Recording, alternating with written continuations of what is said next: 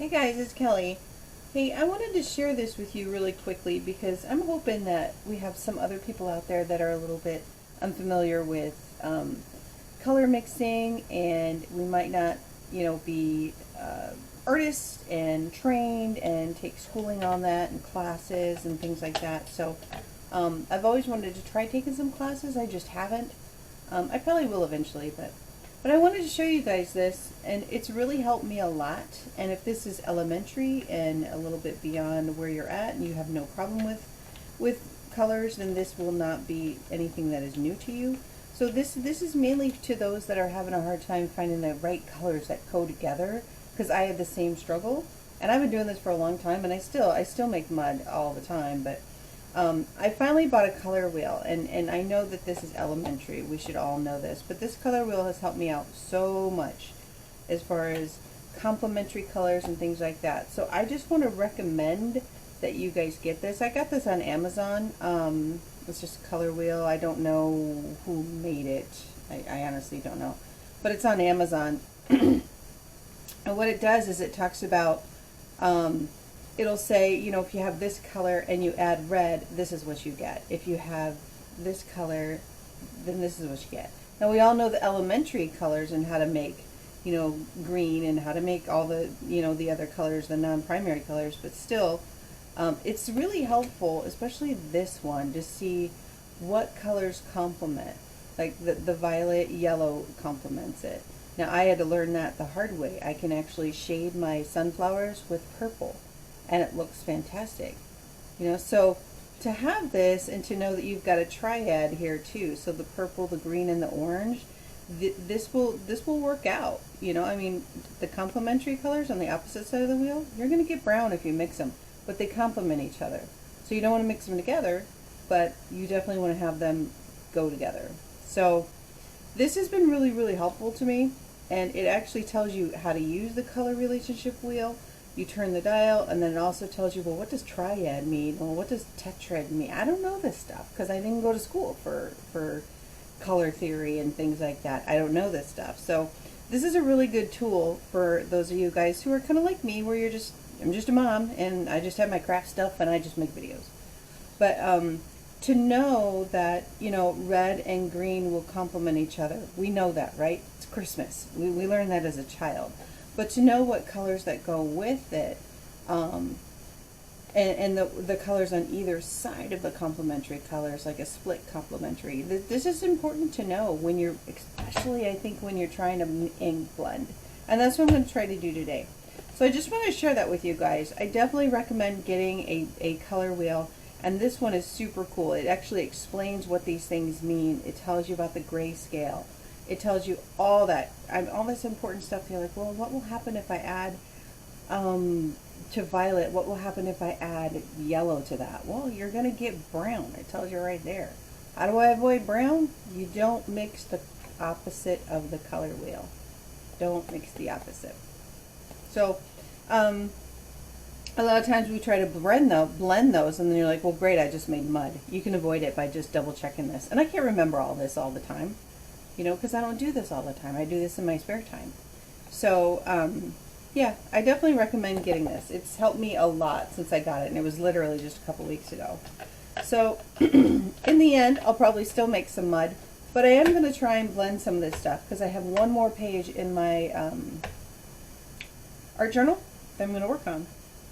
So for this one, I've got 3 things here, and I'm just going to play. I'm just going to play with some colors, and I'll use the color wheel.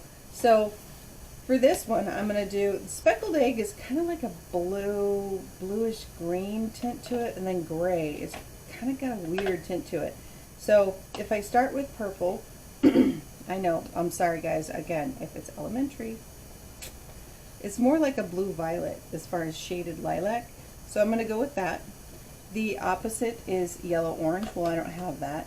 Kind of a little bit here, but I'm not going to be mixing those two. They're going to complement each other. So I'm going to go from blue violet. That's going to complement. And then I kind of have like a green. So I'm upside down here. Blue violet. There we go. So that's the main one I'm going to start with. Shaded lilac. Yellow orange is a complementing color, so I'm not going to roll into that. That's going to be at the end. And then speckled egg. I don't know how it's going to work. I've never tried this before, so we're just going to see. Speckled egg kind of has a grayish tinge to it. I'm not sure if these are going to match together. And this isn't really telling me. I mean, it's telling me that it could work if I mix all this, but I'm not sure. I'm not sure. It's kind of got like a bluish green gray tint. So let's see. Let's see what we get. In the end, you just have to play. Seriously. In the end, you just have to get out your stuff and play.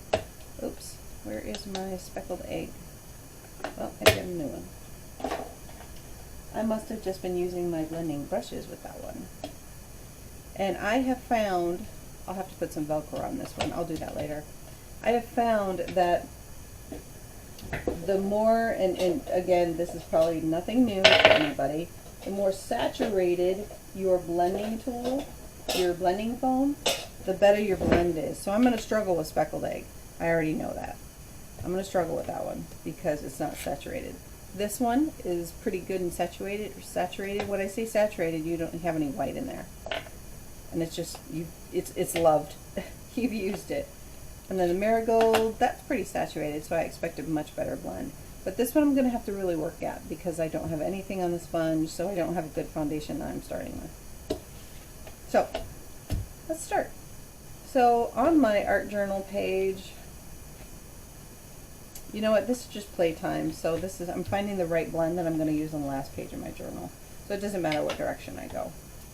And if I like the blends, then I'll use this as for a card or some other background or something.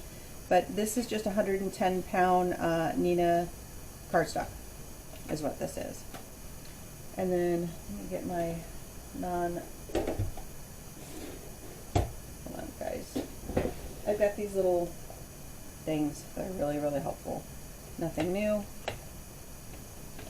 but they help to keep my little things even, stop them from sliding.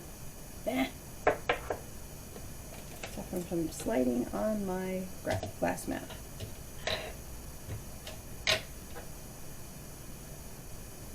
Alright, so we're going to start at the top. And bring that in.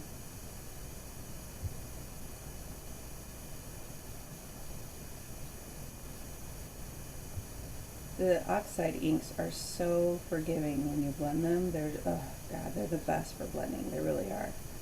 But I found, and you'll see a lot of videos out there too that are just awesome, awesome. Christina Warner, she does an amazing series where she does all kinds of different color blending, and she just shows the variations of the colors going into each other. Now she is trained, so she's been, you know, she understands what colors go together and what colors don't, and I'm sure she's memorized that whole color wheel and the color theory and all that good stuff. I have not.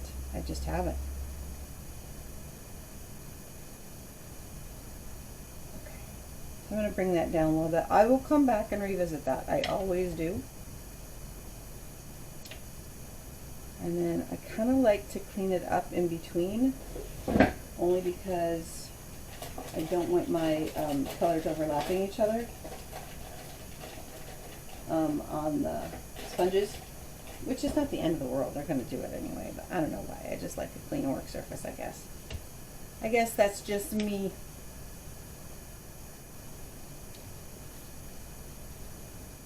Okay, and now, moment of truth. We'll see if this is going to work. I'm going to try and get it good and saturated. It's going to take some time to get that work through the sponge, but we'll see. I'm going to come in from the sides because that seems to work better. I'm not sure yet. I kind of like it, but we'll see. And then I need to have something to cover my finger marks. And you can use whatever you want. I've got some old mint tape over here that I'm grabbing, promise. That I think would work out fine.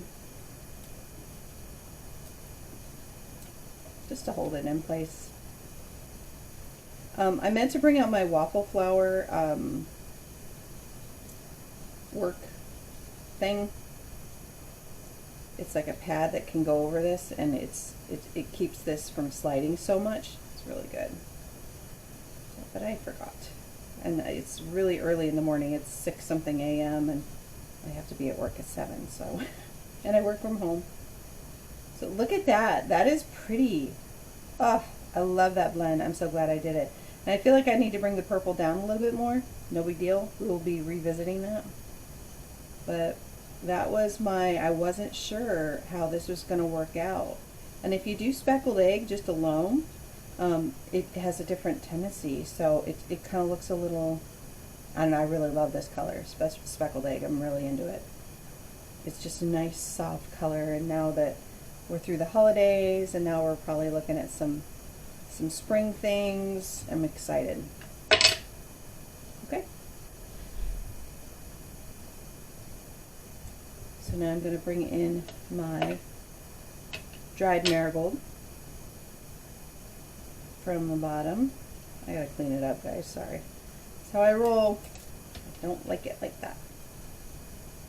Only takes a second.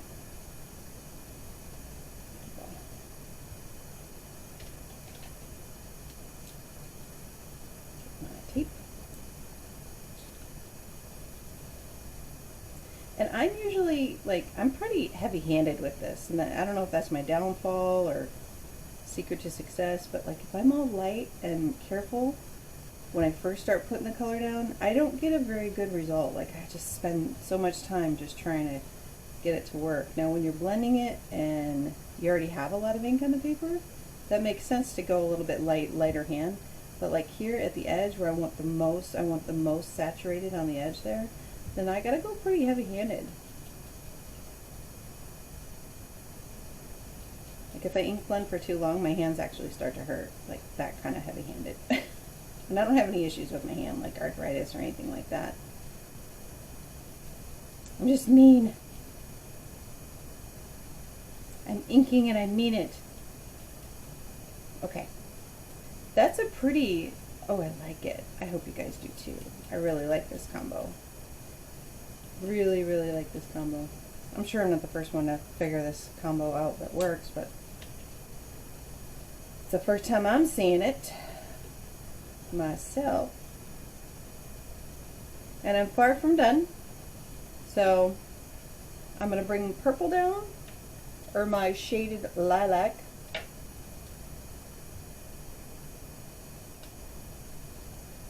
Need to bring that down a little bit more.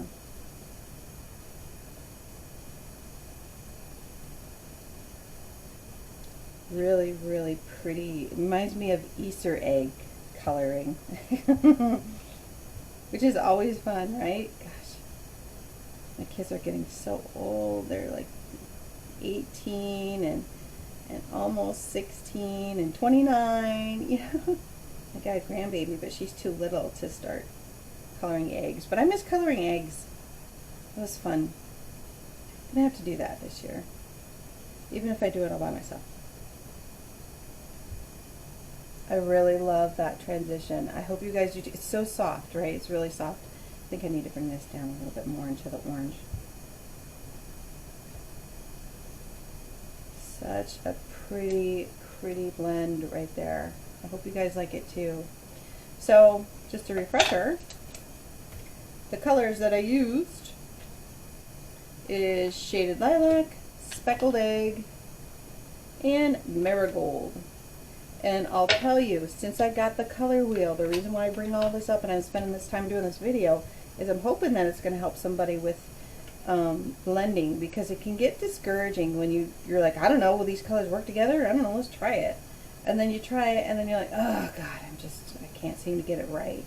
And I went through that for a while when I first started out with all the inking and things, but now that I have the color wheel, I waste a lot less. So I love how this, I hope the camera's really doing it justice, because the lilac comes into the speckled egg and it's so smooth. It has like, it gives it that nice green texture, and then it takes on the blue again. And then when you bring in the orange, it just is such a nice soft variation. I absolutely love this for Easter, for spring. Such a nice soft pastel color. I'm not usually a fan of pastel, but if it blends this well, I'm a fan of it. I could probably go over it a little bit more with speckled egg, but I'm really liking that transition, so that is a win. So nice and dry.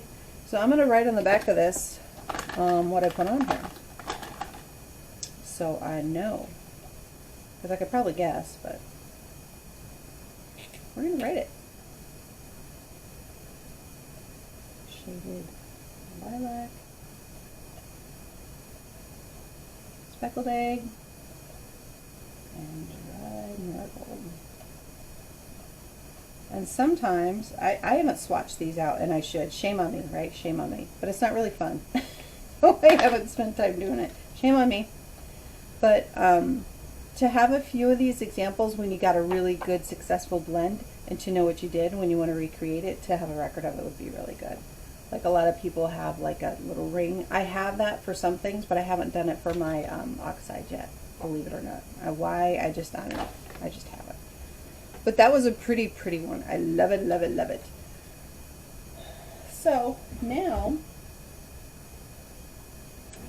what I'm going to do is we're going to try another one. I think I have a little bit of time. So I'm going to take my, I'm trying to not get my fingers so messy because I got to type and work today. What's the big deal? It just washes off. I could just get over it. Just get over it. And I don't have my Velcro on there, so I'll have to come back to that. More on that later. I don't want to spend time doing my Velcro. It's just a really tiny piece for those that don't know. A little tiny piece on the back. You just stick it on there and then it slides right in there perfectly, and it's always right there when you need it. So let's see what else we got. I was kind of thinking vintage, but I'm really liking that spring look. But I want to do like a vintage blend. So I'm lucky to where I have a lot of colors to choose from. Lucky, I mean, I work hard and I buy the things that I want for my craft room, but I have a lot of choices here, which is a good thing. I've got some mix of distress in this one, and some, because I couldn't fill a whole tin, and I try to put them in order of color, but sometimes it works, sometimes it doesn't. So this is like basically all of my kind of grungy vintage brown tones over here, with a little bit of, you know, rolling into greens and yellows. But if I'm thinking vintage, I already know some blends that work really well, and I'm looking to try something new. So I don't think I want to do like a mono, like, you know, from one shade darker and darker, from dark to light in the same shade. I'm thinking I want to keep playing with colors, so we'll have to, we might add some of this, but we'll see. Bundled Sage is a really nice, warm green. I'm going to keep that out, and we'll see if maybe we can work with that. And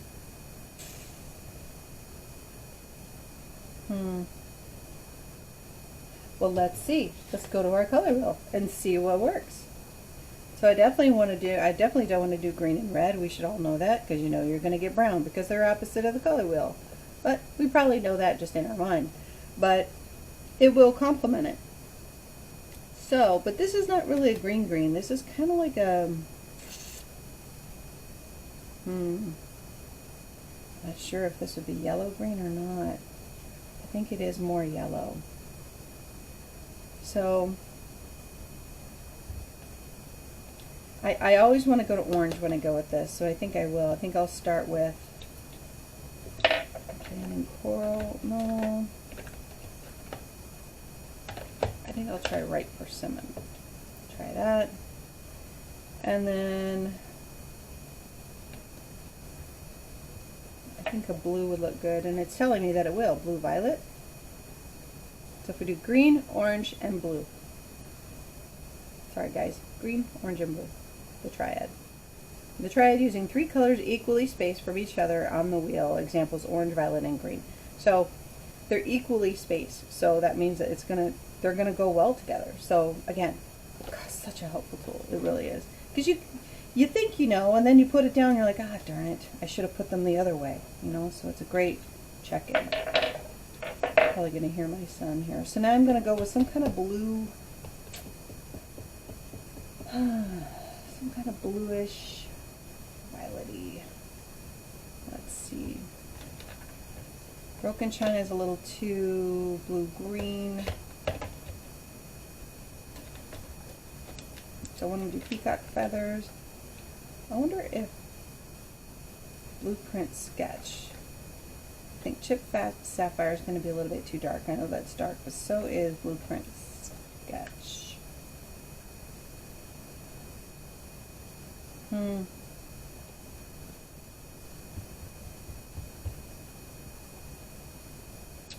We'll see. Let's see. I don't think I want to do, and if you're like, what order do I go through? Again, order that I go through.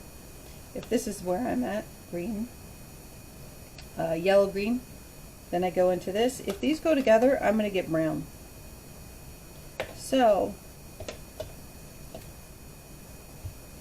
if I do it this way, this might be better. I think this is going to be so dark in the middle. Salty Ocean is really dark too. What other blues? That's all I have for blue tones. Chip Fat Sapphire, Salty Ocean. Seedless Preserves is a little too purpley. Maybe Broken China would be... Let's try Broken China. I think Blueprint Sketch is going to be a little too overpowering for my palette.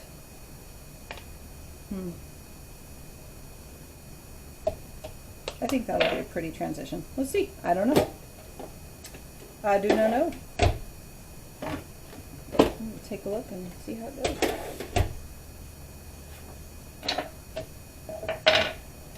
So, Broken China.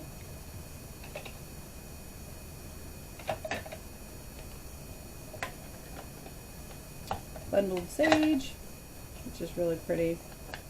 And Ripe Persimmon, which is, again, all these colors are just magical. These blending foams that I got from scrapbook.com, which I love scrapbook.com, obviously. I don't like them as much for blending as I do the traditional ones. Like, I'm even really into still the old school. I feel I have better control over this big, bulky, rectangular thing. Because I can hold it here and hold it here, and I can angle it where I want it. And I can angle it on every level here. Like, I can angle it this way, I can angle it that way. I still like the old school ones. These are okay, but I don't know, I still like the old school ones. But these, I thought that they would be really good for blending. Disappointed in them, so I still have them and I use them, but they're just not as, I didn't get the benefit that I thought I would get from them. So this is Broken China. We all know Broken China. How do you not love Broken China? So, and this foam is pretty saturated, so I can get a pretty good blend. But again, like I was saying earlier, if your foam blending tool is saturated, blending is so much easier. Also, the re-inkers for your ink pads are a good investment. I know it's a lot of money, guys, and we gotta keep spending money every time we turn around, but you do get better results when your ink pad is nice and juicy. I've had some of my distress ink pads for a really long time, and I get frustrated because I can't get good blends. Well, it's because I don't have enough ink in my pad and it's dried out and it's old. So, investing in the re-inkers is a good investment for better results. You're inking. You need to have ink on it. Baby wipe. Clean as I go. And these are going to react with water, and I didn't react the other one, and that's fine. Doesn't matter. You don't have to. Just because they do doesn't mean you have to. Bundled Sage. Such a pretty muted green.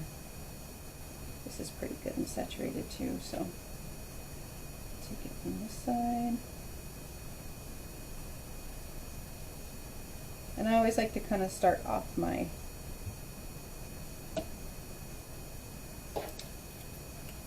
paper. Sorry. brain fart there.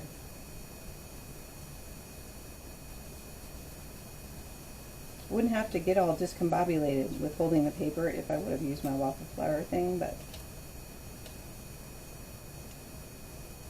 I like that transition. Yeah, I really like that. So I expected I would, but again, finding the colors that I want to mix, having that color wheel is so helpful. Back to basics, right guys? Sometimes you just gotta do it. I love that transition. Now I'll hit the blue again. I'll go back and do that. Because when you're blending, it's not one and you're done. You usually have to go back and forth, and it's worth it. It is definitely worth it. I think I'm gonna like this. We will see. And my ripe persimmon is pretty good and saturated too. So let's see how this works.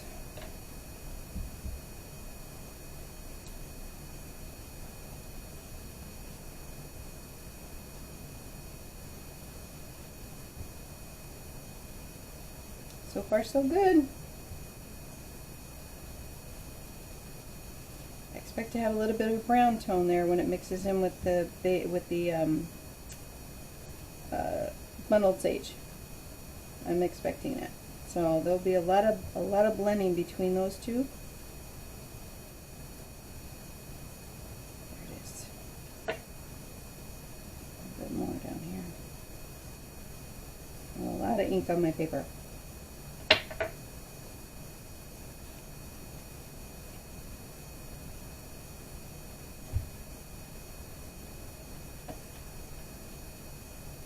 So I'll go back with the bundled sage.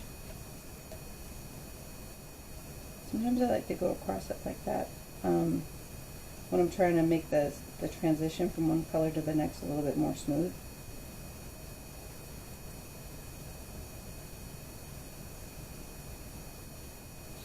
Yeah, the bundled sage into the orange, I got a little bit more brown than I wanted, but it's still, we can still get it blended in nicely. It can still work. There's nothing wrong with brown. I love brown. When you want it.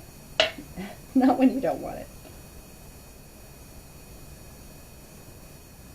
And I'm thinking that my last page, because I've been all about bright colors and coloring lately and flowers, which is great. Love that stuff. But I'm feeling like I miss my vintage vibe lately in my art journaling. So, we'll see.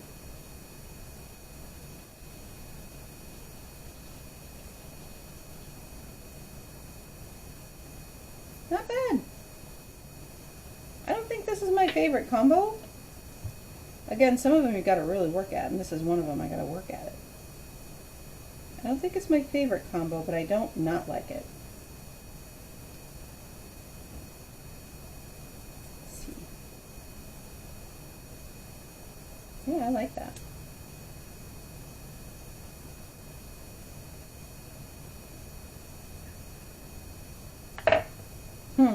What do you guys think?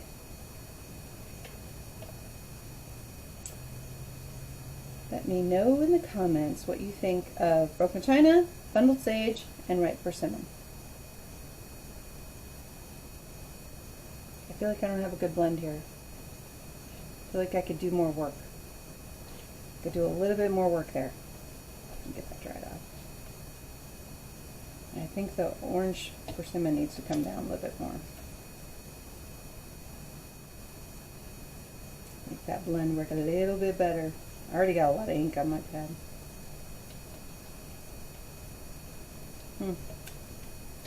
That's a little bit better. Subtle. So that's pretty. Kind of Skittle-like. But yeah, the bundled sage and the ripe persimmon, not really liking that too much. It's not horrible, but I love the blue to the green. Absolutely love that. So we'll see.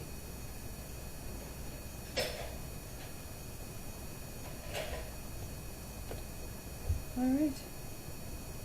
We'll find some more colors and I'll be right back. So for the last 15 minutes, I'm going to try and put some music on just so you guys can watch some of the blending and see what I did. Some of them I thought worked really well. Some of them you'll find maybe you like. Some of them you'll be like, what were you thinking? But that's okay. Just take from it what you can, and I'll play some music for the rest of it. And thank you guys so much for watching and subscribing and commenting. Really appreciate that. Don't forget to hit that notification bell so next time I got time to add some videos, you guys will be notified. But thanks again. I hope you enjoy, and more to come.